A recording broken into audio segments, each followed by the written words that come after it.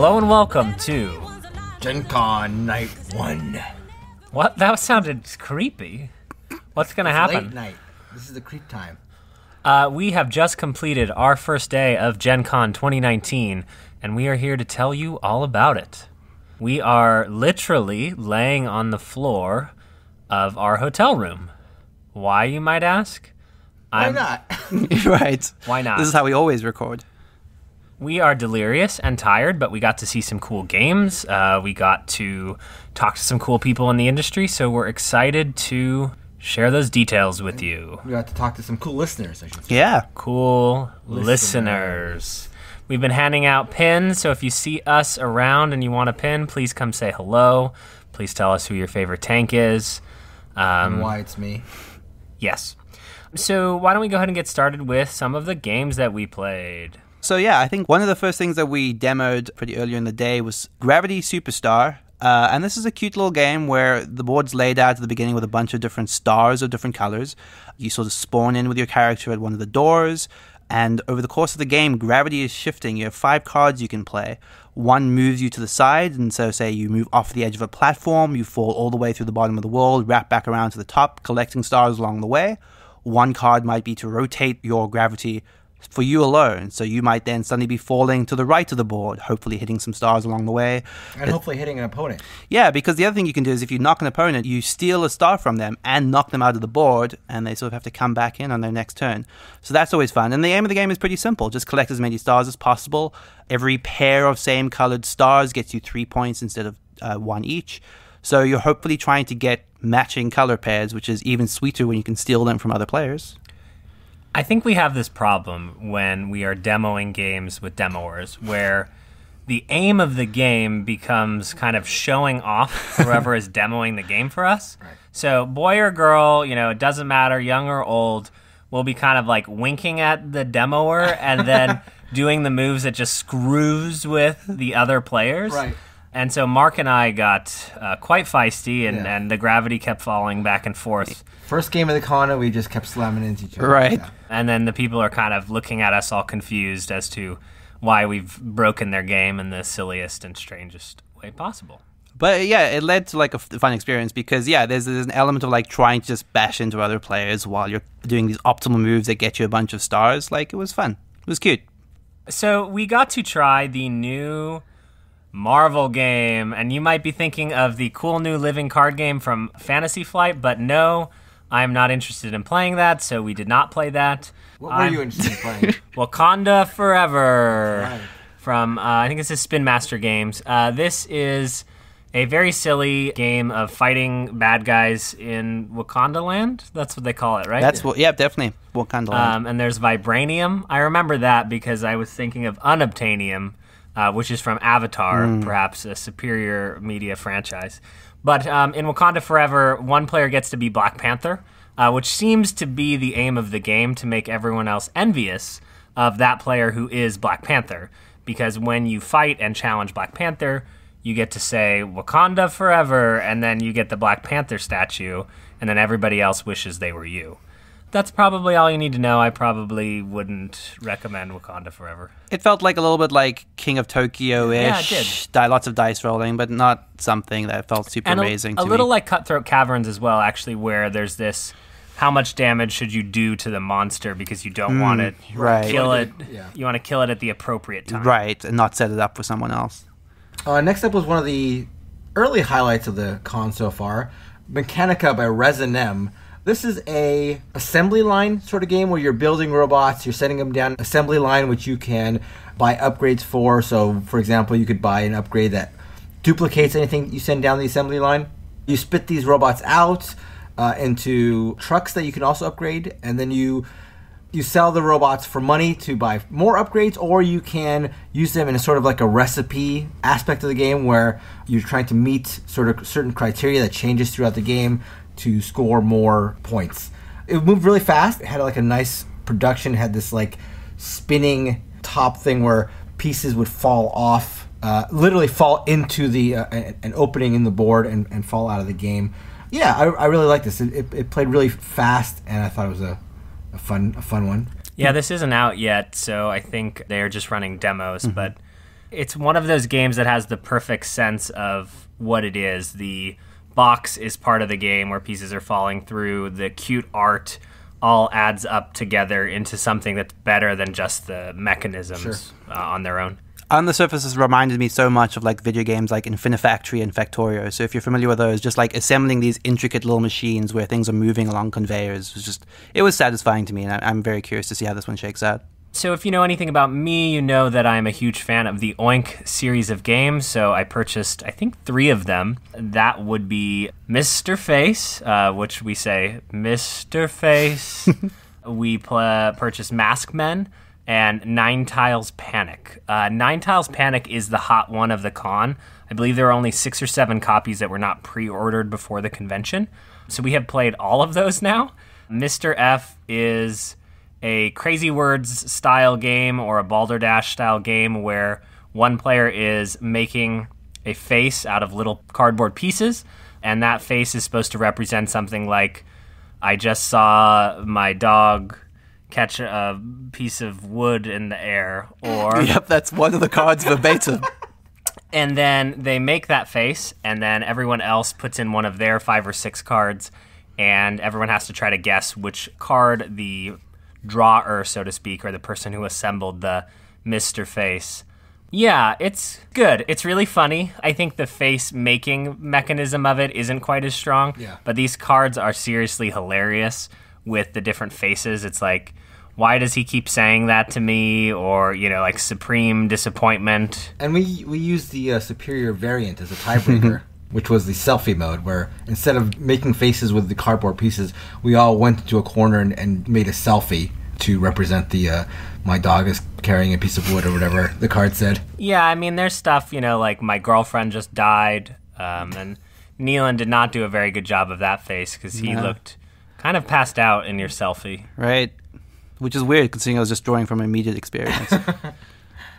So after Mr. Face, we played Mask Men, which is a really cool trick-taking game. Yeah. I think you're going to be hearing more about this on a traditional podcast episode.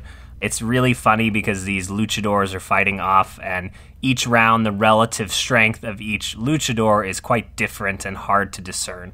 But the main game, Nine Tiles Panic, is a game where you're building a 3x3 grid every round using the same 9 tiles that are double-sided in order to score the most points. So this is a speed game where there are 3 rules. So, for example, one of the rules could be the most agents in your city. And so there are little roads depicted. And so the first thing you have to do is actually have a city that is complete and concise. So meaning you can't have roads that lead to nowhere. All roads have to go somewhere, and you can't have circle roads that don't get out on the map. So if you don't do that in the time limit, you score no points. And then after that, everybody scores points based on the 3 cards. And what's cool is there's like 25 different cards, and each round is only 3.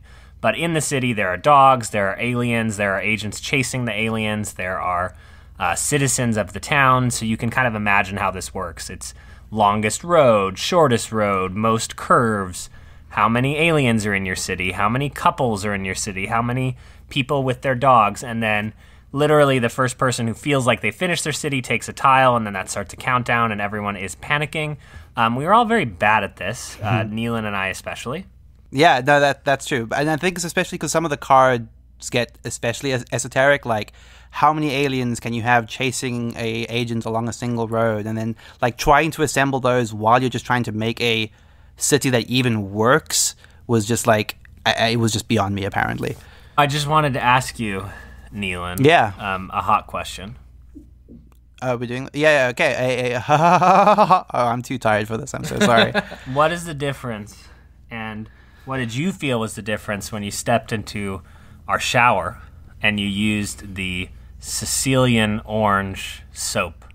Did you notice that all of the products in our hotel are Sicilian orange? Straight from Sicily. So not just orange body wash, not just orange soap, conditioner. Specifically Sicilian. Sicilian. So what is the difference between those? It's a more refined, higher grade variant of the orange scent that we all know and love. Yeah, Southern Italian. Yeah. Yeah, they know how to make oranges.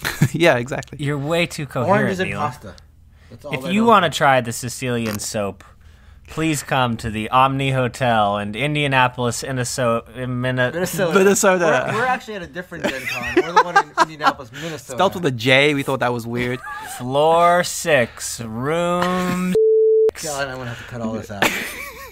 Sicilian orange, conditioner, shampoo. Far as the eye can see. All Sicilian all the time. Straight from Sicily. Yep. And Kellen is out.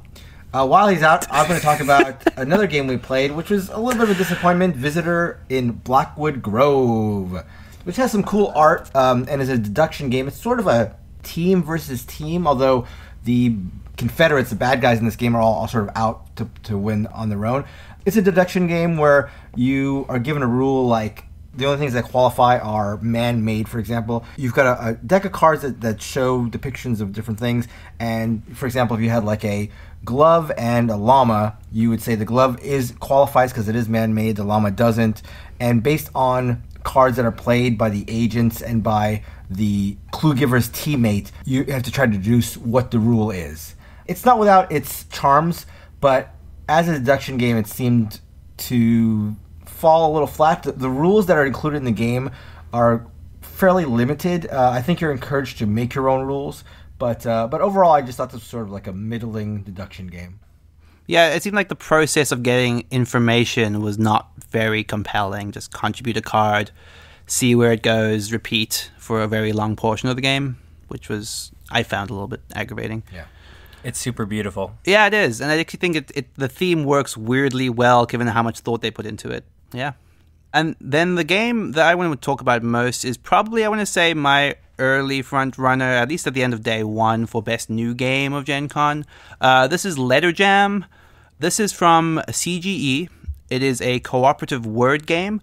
The way this works is everyone has a word that's been assigned to them by the player to their left in the form of 5 letter cards, which are face down in front of them. So you don't know what your letters are or what your word is. And the aim is for everyone cooperatively to figure out what all of the words at the table are. So that you do this by flipping up one letter one at a time, so every player will have one letter in front of them, but that's facing away from them. So every other player, as in a game like, say, Hanabi, can see the letter that you have face up, but you can't see what it is. So you'll be looking at a table full of letters, and you might say, okay, and this will be after a little bit of discussion, I can make a word, it's about 6 letters long, I'm going to be hitting 3 people at the table, I might have to use the wild card just in the middle, which makes it a little bit harder to guess, say.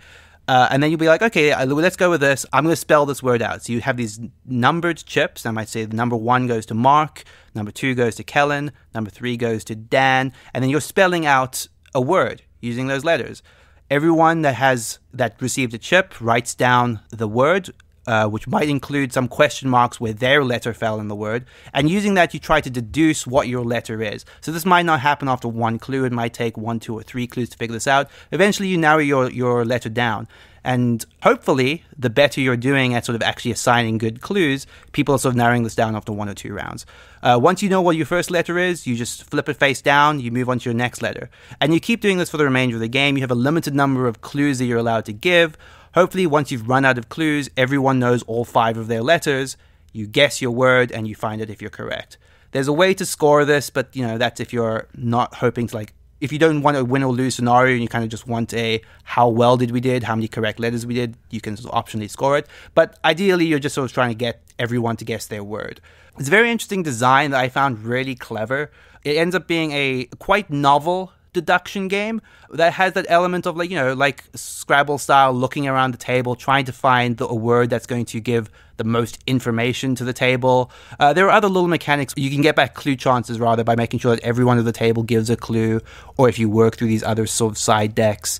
This is really neat. I like this a lot. We had one wonky game of it, but after the second game, once we knew what we were doing, it became much more interesting, much more involved. To the extent that sometimes we were like, okay, this is going to be a word that going to hit everyone at the table. That's going to nail down a letter for a couple of players. And those moments felt really, really strong to me. I liked how it encouraged you to be clever, but you couldn't be too clever. You couldn't just put out like a really big word just because you wanted to be clever. You wanted to make a word that gave information to everybody at the table. So I find myself walking a fine line between going for some crazy big word or going for a word that I knew would, say, for example, give Kellen enough information to guarantee that he knew what letter was in front of him. And like my best example of this is, we knew we had to nail a letter for Mark. So the word that Kellen spelled out, which was really clever, was 1 to Mark, 2 to someone else, and then 3 and 4 back in Mark. So Mark knew that the first, the third, and the fourth letter were all his letter, which narrowed it down like almost 100% to one specific letter. Exactly. Sass. Letter Jam, this is such a niche product, and I personally probably liked it the least out of these three. Three? Am I of the three? Yeah. Of the You're two. one of the of three. These two. Of us of three. the three of but us. Of those three would not. Well, you wouldn't say you liked it the least of those two. Okay. Anyway, it's a deduction game, which I don't particularly care for. It's also a word game. And so that is a micro niche unto its own.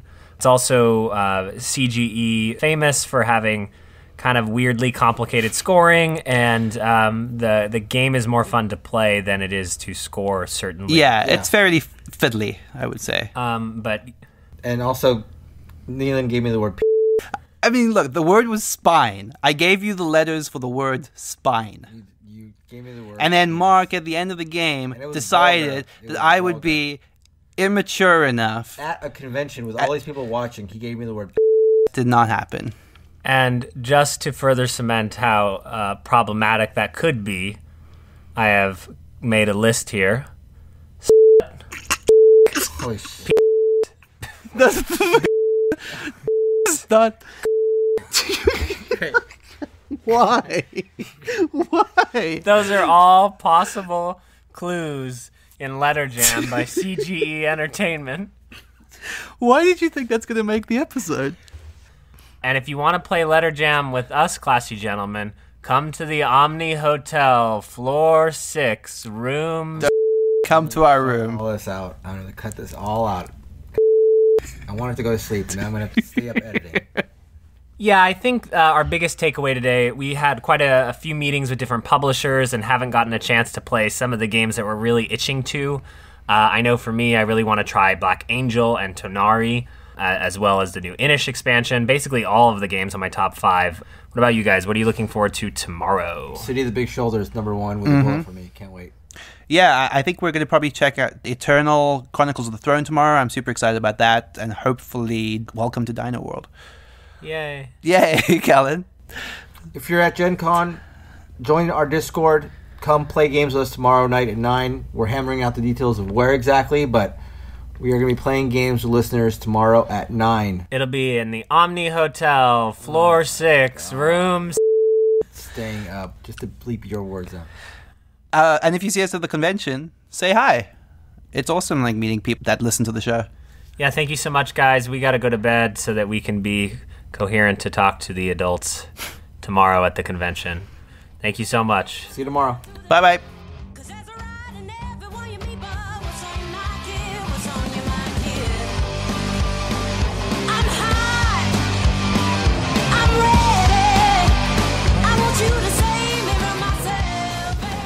Anyway, okay, so this is me sitting and talking like a normal human being, and then if we want to... This is me leaning provocatively, well, like a provocative human being.